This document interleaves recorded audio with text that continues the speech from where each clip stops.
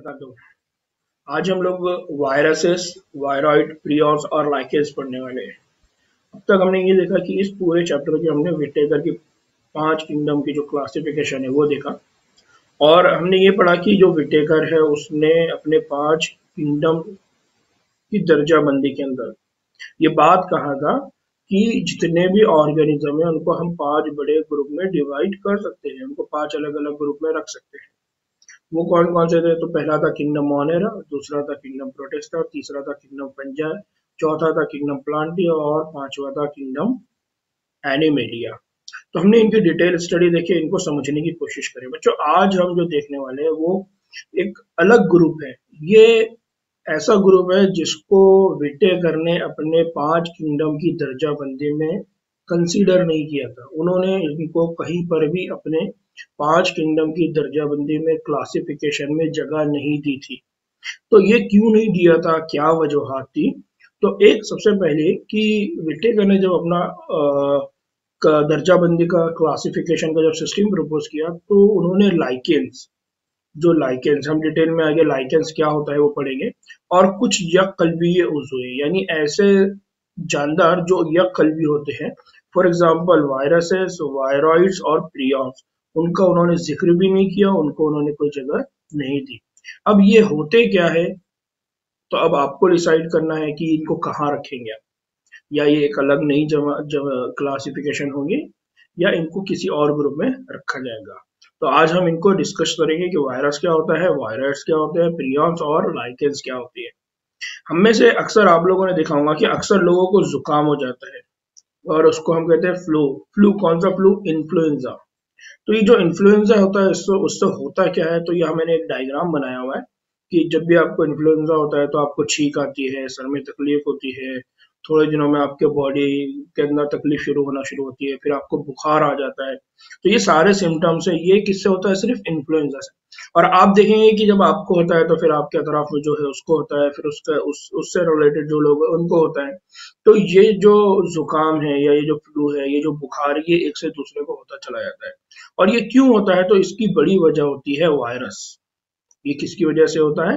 Viruses की वजह से। तो अभी हमारा ये जो दौर है कोरोना वायरस का चल रहा है, तो यहाँ पर भी बहुत सारे इस तरह की बीमारी है जो कोरोना की तरह है। तो सेम जो यहाँ पर भी इसी तरह के कोरोना के वायरसेस है कि एक इंसान छींकेगा या थूकेगा, उसके माउथ से निकल के वो लोगों को इन्फेक्शन हो रहा है। तो इसी तरह की जो बीमारियां होती है जो एक से दूसरे को, तो बहुत सारी बीमारियां ऐसी जो वायरसेस के जरिए होती है।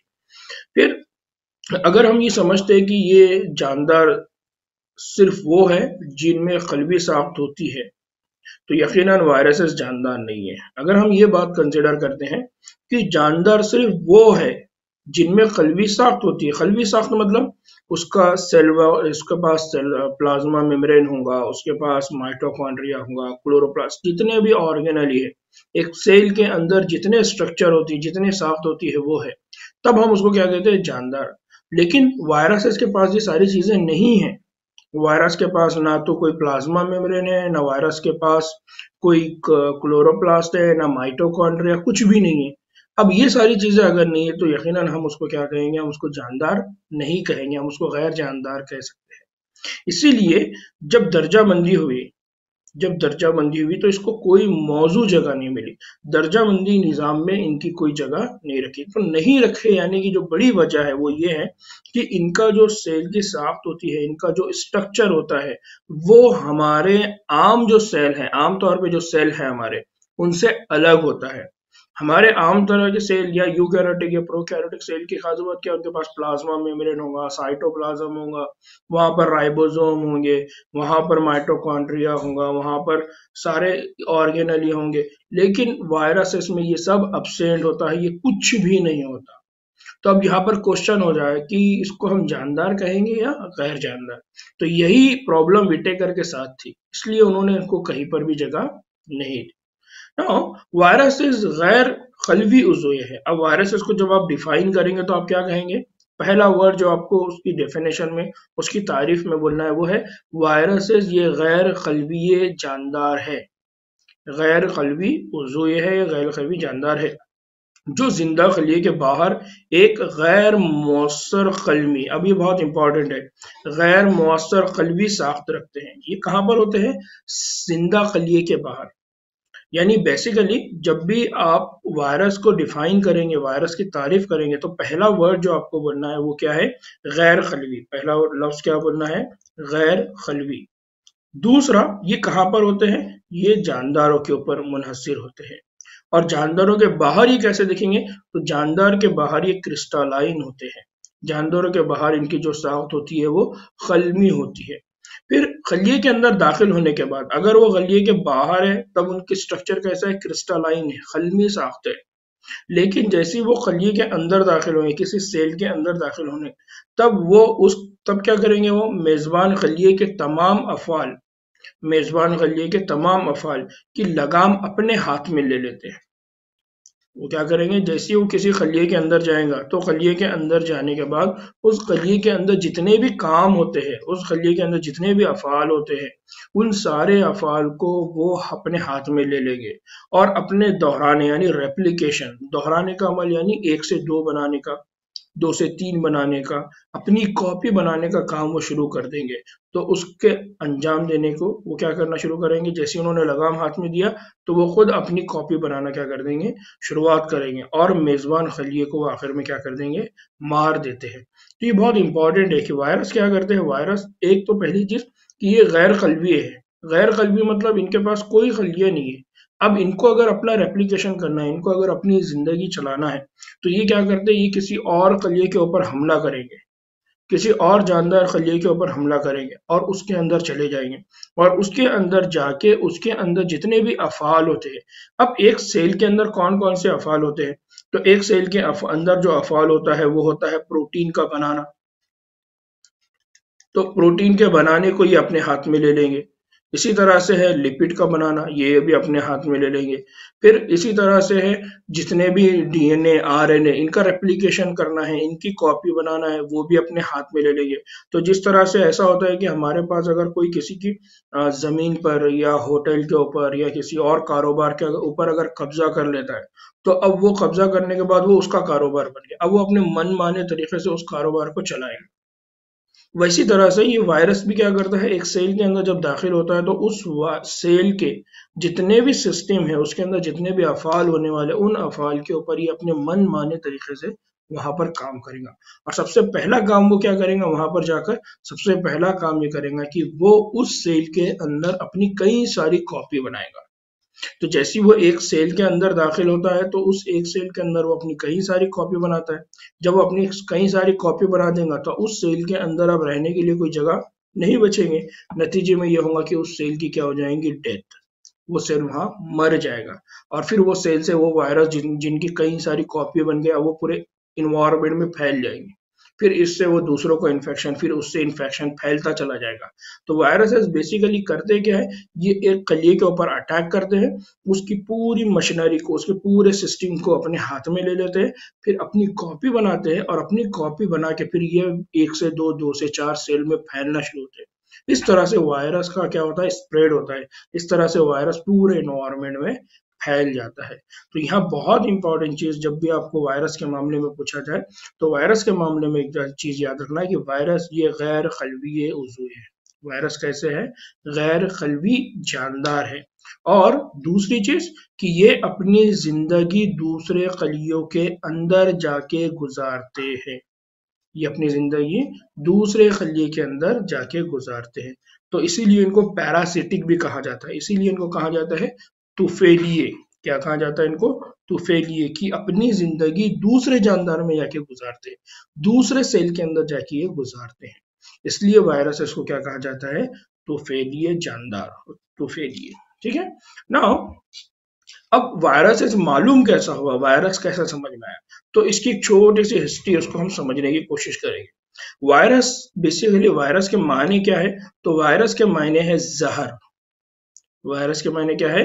जहर, या वायरस के मायने होते हैं जहरीला सयाल। क्या होता है? जहर या जहरीला सयाल, ये वायरस का मीनिंग है। अब इनका ये जो नाम है ये पास्चर ने दिया।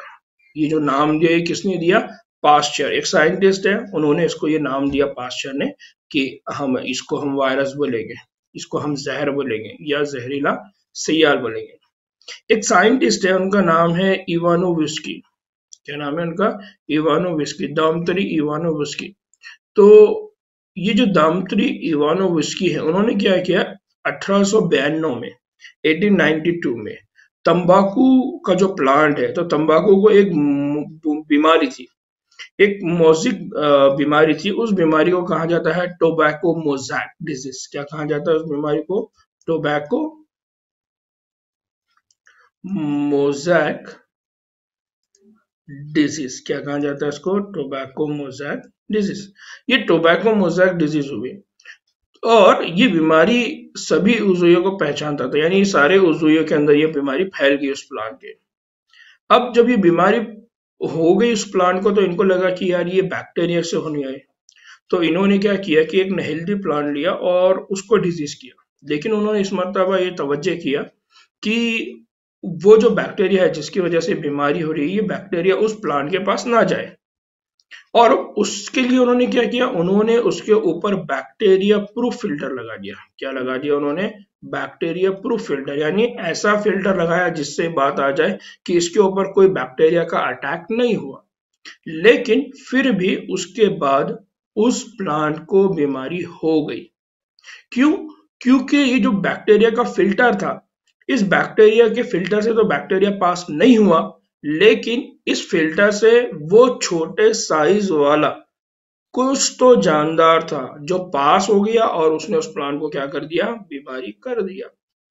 इससे ये बात समझ में आई कि ये जो वायरस है, ये साइज के लिहाज से बैक्टीरिया से भी क्या होते हैं? बहुत छोटे होते हैं। और छोटे होने की वजह से उन्होंने क्या कर दिए थे? फिल्टर को जब उसने पास कर दिया तो उसने प्लांट को जाके क्या कर दिया? इन्फेक्ट कर दिया और प्लांट को वापस से बीमारी हो गई, टोबैको मोजैक डिजीज। इससे उनको समझ में आया कि यार बैक्टीरिया के अलावा भी कोई है, कुछ मटेरियल है जिससे ये बीमारी हो रही है, लेकिन क्या है? ये क्वेश्चन अभी भी बाकी था। तो ये फर्स्ट साइंटिस्ट है, इनको कहा जाता है दुमतरी इवानोविस्की। ठीक है, इसको याद रखिए। नाउ दूसरे साइंटिस्ट जो आए, उनका नाम है M.W. बेजरिंग। उनका नाम क्या है? M.W. बेजरिंग। M.W. बेजरिंग ने क्या किया? उन्होंने 1898 में ये मुशाहिदा किया कि जो बीमार तंबाकू के पौधे हैं, यानी ऐसे पौधे जिनको टोबैको मोजैक वायरस डिजीज है, उन्होंने क्या किया? उनका अर्क निकाला। उन्होंने क्या करा? उसको अर्क निकाला और सेहतमंद पौधों के ऊपर उन्होंने उनको छिड़क दिया, या सेहतमंद पौधों के अंदर उसको डाल दिया और देखा कि सेहतमंद पौधों के अंदर क्या हो गई? उससे बीमारी फैल गई। तो उन्होंने सोचा कि यार मैंने तो क्या किया था? मैंने तो सिंपल एक काम ये किया कि मैंने सिर्फ वो जो प्लांट है जिसको ये बीमारी है, उसके पौधे का अर्क निकाला और उसको सेहतमंद पौधों को अप्लाई कर दिया, सेहतमंद पौधों के ऊपर डाल दिया, तो उनको बीमारी हो गई। क्यों हुआ? तो उनको समझ में आया कि इस अर्क के अंदर जो मैंने किसी इन्फेक्टेड प्लांट से निकाला है, कुछ तो मटेरियल है जो बहुत छोटा है, जो दिख नहीं रहा है आसानी से, उसकी वजह से ये बीमारी हुई। लेकिन ये है क्या? तो उनको भी ये बात समझ में नहीं आई। लेकिन ये जो एक्सपेरिमेंट उन्होंने कहा, उन्होंने इसका नाम दिया। उन्होंने इसका नाम क्या दिया? उन्होंने इसका नाम ये दिया कंटेजियम वेयम फ्लूइडम। क्या नाम दिया उन्होंने? Contagium वीवम fluidum. क्या नाम दिया उन्होंने? Contagium वीवम fluidum. जानदार वबाई सयाल, उन्होंने उसका नाम क्या रखा? जानदार वबाई सयाल, यानी ऐसा सयाल जो जानदार है और वबा के लिए जिम्मेदार है, जिससे आसानी से वबा फैल सकती है। इस तरह का उन्होंने उसको नाम दिया। तो ये दूसरे साइंटिस्ट थे, उन्होंने एक्सपेरिमेंट किया। तीसरा, इसके बाद एक और साइंटिस्ट आए जिनका नाम है W.M. स्टैनले। तीसरे साइंटिस्ट कौन है? W.M. स्टैनले। और उन्होंने 1935, W.M. स्टैनले, उन्होंने 1935 में ये बात साबित किया कि जो वायरसेस है उसकी खल्मकारी, यानी उसका क्रिस्टलाइजेशन हो सकता है। वायरसेस का क्या हो सकता है? क्रिस्टलाइजेशन, यानी वो जो अर्क था जो बेजरिंग ने निकाला था, उस अर्क को अगर आप क्रिस्टलाइज कर सके, खल्मकारी कर सके तो कर सकते हैं। अगर क्रिस्टलाइजेशन हो सकता है तो इसका मतलब क्या है कि ये कलमे बेशतर प्रोटीन्स पर मुश्तमिल है, और ये वो प्रॉपर्टी है, ये स्पेशली प्रॉपर्टी प्रोटीन्स की है। इसका मतलब ये है कि ये जो वायरस है, ये जो जानदार है, जो अभी तक नहीं मालूम था, इसका नेचर क्या है, इसका नेचर है प्रोटीन। ये प्रोटीन से बना हुआ है और प्रोटीन के साथ इसके अंदर डीएनए है, आरएनए है, जिसकी वजह से ये एक सेल से दूसरे सेल में जा रहा है। तो यहाँ तक आने के बाद फिर साइंटिस्ट को समझ में आया कि एक छोटा सा, बहुत छोटा सा कोई खलिया है, और वो खलिया रिस्पॉन्सिबल है, वो खलिया जिम्मेदार है बीमारी के फैलने का। फिर उसका नाम यहाँ पर दिया गया जहर या जहरीला सयाल, जिसको हम क्या कहते हैं, वायरस। ठीक है, ये अपने खास, अब ये क्या करता है, तो उन्होंने कहा कि ये अपने खास खलिए के बाहर अगर है तो ये क्या करता है, ये अपने खास खलिए के अगर बाहर है तो ये क्रिस्टल फॉर्म में होगा, कलमी फॉर्म में होगा। लेकिन जैसे ही ये सेल के अंदर चले जाएगा तो ये तूफेलिए बन जाएगा। ये क्या करेगा, उस सेल के अंदर के उस खलिए के जितने भी काम है, जितने भी सिस्टम है, उनको हथिया लेगा, उनके ऊपर डाका डाल देगा, उनको अपने हाथ में ले लेगा, और फिर उनको वो अपने हिसाब से क्या करेगा, इस्तेमाल करेगा। ये बात यहाँ तक हुई और ये बात समझ में आई कि बैक्टीरिया से भी छोटा कोई चीज है, जिसको अब उन्होंने नाम क्या दिया, वायरसेस। ठीक है, नाउ अब वायरसेस में होता क्या है, तो वायरसेस में याद रखिए कि वायरसेस में दो चीजें होती है, एक होती है प्रोटीन, वायरसेस में क्या होता है, प्रोटीन, और उसके अलावा होता है जेनेटिक मादा। एक तो चीज क्या होती है उनके पास, एक होती है जिसको हम कहते हैं प्रोटीन, और दूसरा उनके पास होता है जेनेटिक मटेरियल, ये हम कहेंगे जेनेटिक मादा। जेनेटिक मटेरियल को हम अच्छे से, हमको मालूम है जेनेटिक मटेरियल मतलब दो मटेरियल है, एक को हम कहते हैं डीएनए और दूसरे को कहते हैं हम आरएनए। तो जो भी वायरस है, जो भी वायरस है उसके बाद दो स्ट्रक्चर है, एक है प्रोटीन, ये प्रोटीन कोड है, और इस प्रोटीन कोड के अंदर क्या है, डीएनए है या आरएनए मटेरियल है। तो इस तरह से एक वायरस का स्ट्रक्चर है। तो यहाँ याद रखना है कि वायरस में क्या होते हैं, प्रोटीन होते हैं, और प्रोटीन के अलावा क्या होते हैं, जेनेटिक मादा।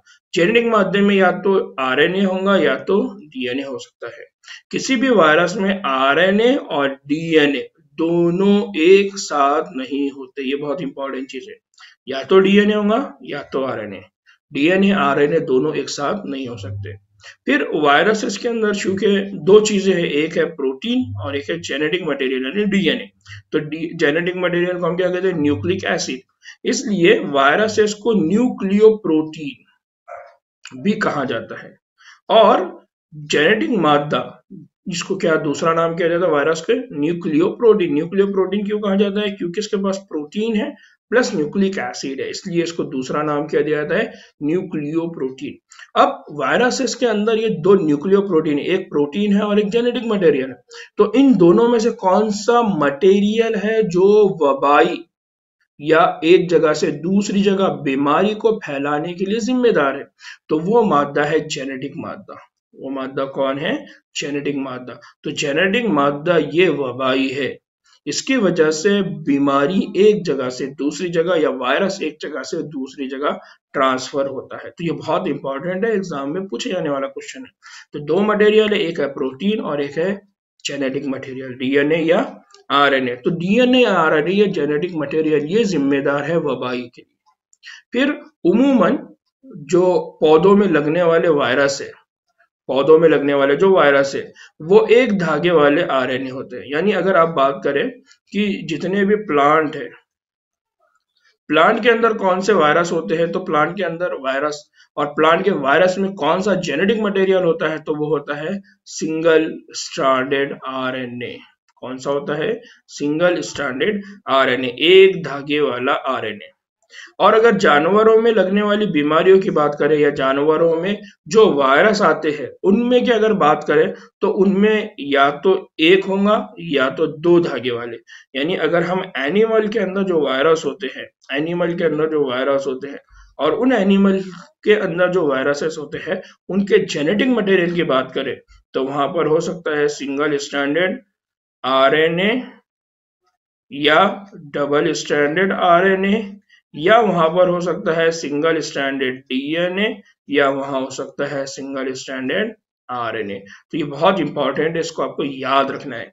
फिर यहाँ बहुत इंपॉर्टेंट चीज याद रखना है, एक या दो धागे वाले आरएनए या दो धागे वाले डीएनए हो सकते हैं। अब अगर बैक्टीरिया वायरस की बात करें कि बैक्टीरिया वाले वायरस में जेनेटिक मटेरियल क्या होता है, तो बैक्टीरिया की बात अगर करें तो उसका एक और नाम है जिसको कहते हैं बैक्टीरियोफाज। बैक्टीरियोफाज मतलब ऐसा वायरस जो बैक्टीरिया को इन्फेक्शन करता है, ऐसा वायरस जिसकी वजह से बैक्टीरिया को डिजीज होती है, उसको कहा जाता है बैक्टीरियोफाज। तो बैक्टीरिया को इन्फेक्ट करने वाला वायरस जो है उसको कहा जाता है बैक्टीरियोफाज। तो उमूमन ये जो होते हैं ये दो धागे वाले वायरस होते हैं। ये कैसे होते हैं? दो धागे वाले। तो ये जो आपको स्ट्रक्चर दिख रहा है, ये वाला स्ट्रक्चर ये बैक्टीरियोफाज का है। ये स्ट्रक्चर किसका है? बैक्टीरियोफाज का। फिर यहाँ पर और एक स्ट्रक्चर है, ये जो स्ट्रक्चर आपको दिख रहा है ये वाला प्रोटीन, ये वाला जो स्ट्रक्चर, ये सारा का सारा क्या है? ये प्रोटीन का स्ट्रक्चर है। तो प्रोटीन के गिलाफ को कैप्सिड कहते हैं। इस स्ट्रक्चर को आप क्या कहेंगे? इस स्ट्रक्चर को आप कहेंगे कैप्सिड। क्या कहेंगे? स्ट्रक्चर को कैप्सिड। और इस कैप्सिड की नीम इकाई यानी इसकी बेसिक या सब यूनिट की अगर बात करें तो इसको कहा जाता है कैप्सोमर्स। क्या कहा जाता है इसको? कैप्सोमर्स। तो ये जो कैप्सिड बना हुआ है ये किससे बना रहा है? ये बना हुआ है कैप्सोमर्स। किससे बना हुआ है? कैप्सोमर्स। और ये जो कैप्सोमर है या ये जो कैप्सिड है, इसका काम क्या है? ये न्यूक्लिक एसिड यानी जो जेनेटिक मटेरियल है उसको क्या करती है? तहफ्फुज करती है। जैसा हमारा घर है, हमारा घर हमारी क्या करता है? हिफाजत करता है, हमारी प्रोटेक्शन करता है। वैसे ही वायरसेस के अंदर जो प्रोटीन कोट है या जो प्रोटीन है, वो प्रोटीन उसके अंदर मौजूद आरएनए, डीएनए या जेनेटिक मटेरियल की क्या करती है? हिफाजत करती है। ये कैप्सोमर्स स्प्रिंग की शक्ल में, ये कैप्सोमर्स किस शक्ल में होंगे? स्प्रिंग की शक्ल में या पॉलीहेड्रॉल हिंसी अशकाल में मुरत्तिब होते हैं। या तो ये स्प्रिंग की शक्ल में, जिस तरह से ये स्ट्रक्चर आपको देखने को मिल रहा है, ये वाला पूरा। तो ये जो कैप्सिड है, ये कैप्सिड इस तरह से अरेंज होंगे कि खुद ब खुद आपको स्ट्रक्चर कैसा मिल जाए? इस तरह से स्प्रिंग वाला। या फिर पॉलीहेड्रॉल यानी इस तरह का स्ट्रक्चर। ठीक है, तो यहाँ याद रखना है कि ये जो कैप्सिड प्रोटीन है, ये कैप्सिड प्रोटीन या तो पॉलीहेड्रॉल होगा या तो स्प्रिंग के स्ट्रक्चर की शक्ल में होगा। नाउ वायरस से कौन कौन सी बीमारियां होती है? तो वायरस से जो बीमारियां होती है उसमें है मम्स, उससे है चेचक, फिर हर्पेस, इसी तरह से इन्फ्लुएंजा, और अभी अगर बात करें तो कोरोना। ये वायरस से होने वाली बीमारियां हैं। इंसानों में अगर बात करें तो इंसानों में इससे होने वाली जो बीमारी है उसको कहते हैं एड्स, है ना।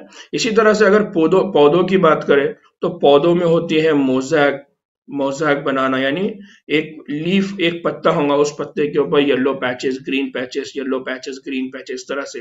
फिर पत्तियों को मुड़ना, अक्सर आप देखेंगे कि पत्तियां पहले स्ट्रेट रहती है, बाद में अचानक में मुड़ जाती है, टेढ़ी हो जाती है। तो ये मुड़ने वाली, ये भी क्या है? ये वायरस की वजह से होने वाली बीमारी है। फिर सुकड़ जाना, फिर पीला पड़ जाना, अक्सर आपने देखा होगा पत्तियों के ऊपर पीला कलर बहुत ज्यादा चढ़ना शुरू हो जाता है, तो ये भी वायरस के असर से होता है। फिर रगों का साफ होना, यानी जो उनकी वेन्स होती है वो खराब होना शुरू हो जाती है। फिर कुछ प्लांट के अंदर आपको बोनापन देखने को मिलेगा, यानी उनकी हाइट, यानी उनके अंदर डार्फिज्म आपको देखने को मिलेगा, हाइट उनकी छोटी रह जाएगी। फिर नमू में कमी होना, यानी अक्सर पौधे जो होते हैं वो उनकी नमू कम हो जाती है। तो ये सारी की सारी किससे होने वाली है? वायरस की वजह से होने वाली वबाई चंद अलामतें हैं। तो यहाँ याद रखना है कि वायरसेस की वजह से प्लांट में कौन सी डिजीज होती है, एनिमल में और इंसानों में किस तरह की बीमारी होती है, इसको आपको अच्छी तरह से याद रखना है। तो यहाँ से बेसिक जो चीज आपको याद रखना है कि वायरस के अंदर दो ही स्ट्रक्चर है, वायरस के अंदर दो ही चीजें हैं, एक है प्रोटीन, एक है जेनेटिक मटेरियल। ठीक है। नाउ वायरस के बाद एक और इंपॉर्टेंट है जिसको हम कहते हैं वायरॉइड। क्या कहते हैं उसको हम? वायरॉइड्स। नाउ वायरॉइड्स क्या है? तो 1971 में टीओ डाइनर, एक साइंटिस्ट है, उनका नाम है टीओ डाइनर ने, उन्होंने एक वबाई एजेंट मतलब इन्फेक्शियस एजेंट, यानी वायरस के अलावा भी कोई एक और वबाई एजेंट मिला। जब उन्होंने उसको तलाश किया, उन्होंने ढूंढा, तो मालूम पड़ा कि यार ये जो है ये वायरस से छोटा है, मतलब ये वायरस नहीं है ना, ये बैक्टीरिया है, फिर तो ये वायरस से भी बहुत छोटा है। और उन्होंने ये देखा कि सबसे पहले जो बीमारी हुई ये हुई कि उसकी वजह से क्या होने लगा, आलू के अंदर जो आलू होता है, जो पोटैटो होता है, उसमें पोटैटो स्पिंडल ट्यूबर, उसके अंदर क्या देखने को लगे, पोटैटो स्पिंडल ट्यूबर्स देखने को मिले। यानी जो ट्यूबर बनते हैं या जो जड़ें बनती है या जो स्पिंडल बनते हैं उससे एक्स्ट्रा बनना शुरू हो गया। तो अब उनको ये समझ में आया कि यार ये जो बीमारी हो रही है, बीमारी वायरस की वजह से भी नहीं हो रही, ये बीमारी बैक्टीरिया से भी नहीं हो रही, और जब चेक किया तो मालूम पड़ा कि ये वायरस से भी छोटा है। तो वो उन्होंने उसको ढूंढा, ढूंढने के बाद मालूम हुआ कि ये आजाद आरएनए साल्वे होते हैं। ये क्या होते हैं, आजाद आरएनए साल्वे होते हैं। और इनकी खास बात होती है कि इनमें दीगर वायरसेस की तरह, यानी जो वायरसेस है उनकी तरह प्रोटीन का गिलाफ भी नहीं होता। तो मैंने पहले कहा कि वायरस के अंदर दो इंपॉर्टेंट चीजें, एक है जेनेटिक मटेरियल और एक है उनके अतराफ में जो गिलाफ है, जो प्रोटीन कोटिंग है वो। लेकिन वायरसेस और इसमें बड़ा फर्क है, वायरस और इसमें बड़ा फर्क क्या है, पहली चीज की ये आजाद आरएनए साल में, यहाँ डीएनए नहीं बोला गया, यहाँ क्या बोला गया है, आजाद आरएनए साल में। इसलिए यहाँ जेनेटिक मटेरियल वर्ड भी यूज नहीं करना, यहाँ जो वर्ड यूज करना है, जो लफ्ज यहाँ इस्तेमाल करना है वो है कि वायरस। वायरस क्या है, वायरस ये आजाद आरएनए है और इनके पास कोई प्रोटीन का गिलाफ नहीं होता।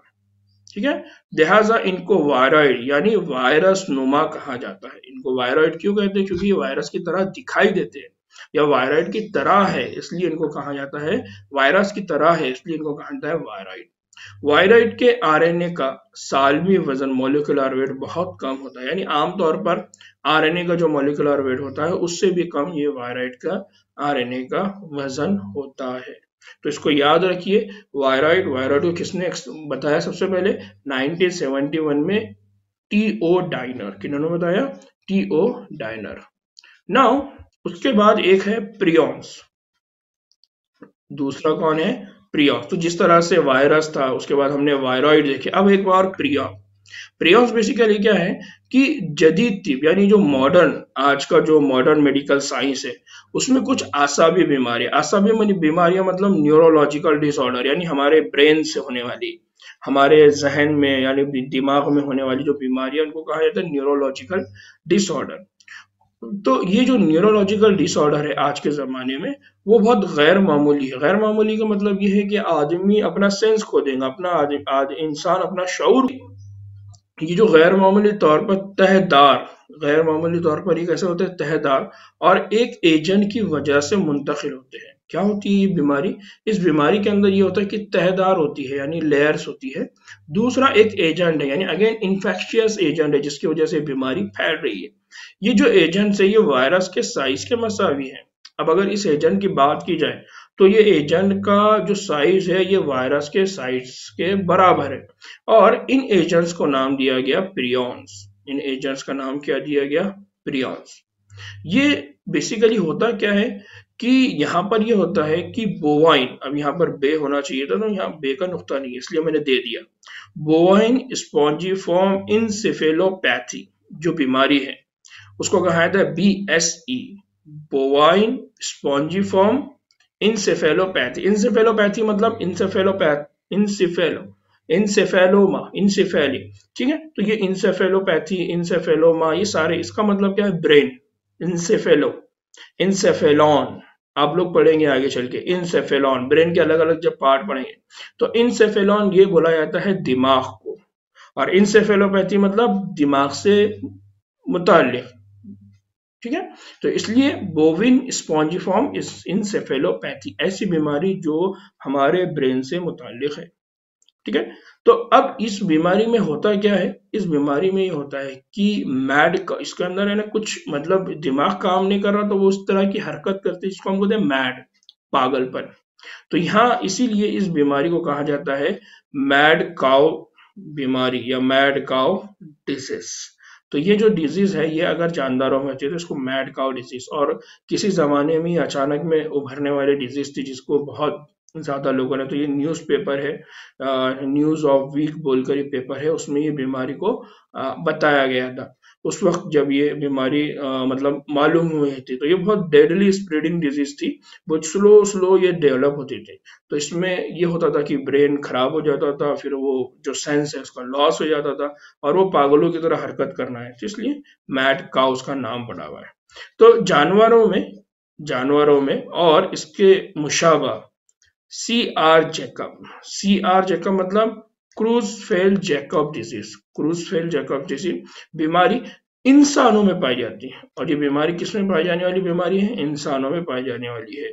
तो ऐसी बीमारियां जो किसकी वजह से होती है? प्रॉन्स की वजह से होती है। तो यहाँ याद रखना है कि प्रियॉन्स क्या है, तो प्रियॉन्स को याद रखना है कि यह जो तहतार इन्फेक्शियस एजेंट है, तो इसको बोला जाता है इनफोल्डिंग ऑफ प्रोटीन। क्या बोला जाता है? Infolding of protein. और ये जो इनफोल्डिंग होती है, तो ये होती है मिसफोल्डिंग, यानी गलत तरीके से तह करना है। यानी हम तह करते हैं, हम कपड़ों को क्या करते हैं? तहदार करते हैं, कपड़ों को घड़ी करते हैं।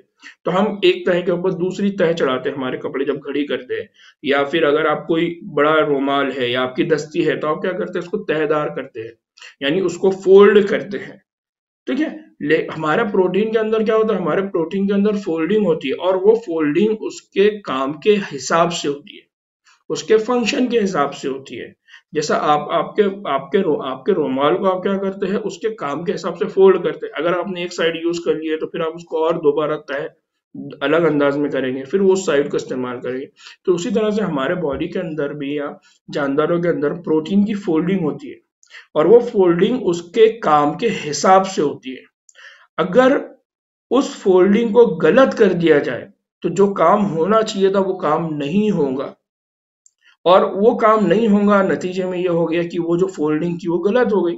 अब वो गलत फोल्डिंग बीमारी के लिए जिम्मेदार हो गई, उसकी वजह से अब नई नई बीमारियां डेवलप होना शुरू हो। तो यहाँ याद रखना कि प्रियॉन्स क्या है? तो प्रियॉन ये मिसफोल्डेड प्रोटीन स्ट्रक्चर है। क्या है ये? मिसफोल्डेड स्ट्रक्चर है, इसलिए यहाँ बोला गया गैर मामूली तौर पर तहदार। क्या वर्ड यूज किया गया यहाँ पर? गैर मामूली तौर पर तहदार, यानी मिसफोल्डेड, गैर मामूली तौर पे मिसफोल्डेड प्रोटीन है। और इसकी वजह से क्या होगा? वो प्रोटीन इन्फेक्शियस एजेंट का रोल करेगा, वबाई एजेंट का रोल प्ले करेगा, उसकी वजह से अब बीमारी फैलना शुरू हो जाएगी। तो उसको कहा जाता है प्रियॉन्स। तो यहाँ याद रखना, प्रियॉन्स सिंपली क्या है? प्रियॉन्स ये गैर मामूली तौर पर या गलत तरीके से फोल्ड किया हुआ, तह किया हुआ प्रोटीन है। ठीक है। तो उम्मीद है कि ये जो पूरा लेक्चर है आपको समझ में आया होगा। अगर इसमें कोई और डाउट है तो आप लोग मुझको क्वेश्चन कर सकते हैं। ठीक है। दुआ में याद रखिए। अस्सलाम वालेकुम वरहमतुल्लाहि वबरकातुहू।